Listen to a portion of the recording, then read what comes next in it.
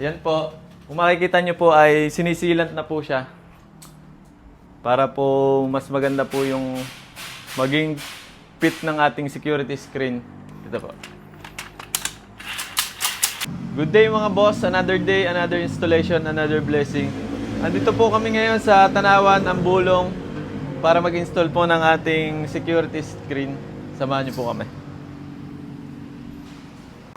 So, ngayon naman po, pagkatapos po natin i-install ang ating security, sinisilan po natin ito para po yung mga gap na malalaki ay matakpan.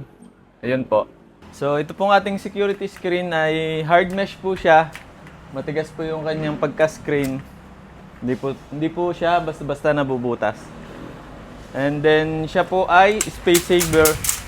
One-sided po yung kanyang fold. Yan po, kaya po napakaganda po ng ating item na itong security. Ay talaga pong space saver po siya. So ang kagandahan po ng ating security screen is hindi po siya kinakalawang kahit maarawan or maulanan dahil siya po ay powder coated and pure aluminum po siya. Ay yun po ang kagandahan ng ating security screen at napaka-quality po nito. Then dito po sa kabilang room ay may in-install din po kami na item na security screen. Tara, samahan nyo. Yan po.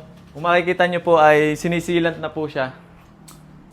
Para po mas maganda po yung maging fit ng ating security screen. Ito po.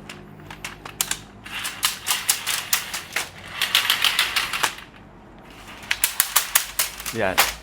Ganyan pong ka-smooth ang ating security screen. Napakaganda po ng pagkaka-install. Ayan po. Sa lahat po ng gusto mag-avail ng aming product, mag-message lang po kayo or tumawag sa number na nakikita nyo sa aming screen. Maraming salamat po and God bless.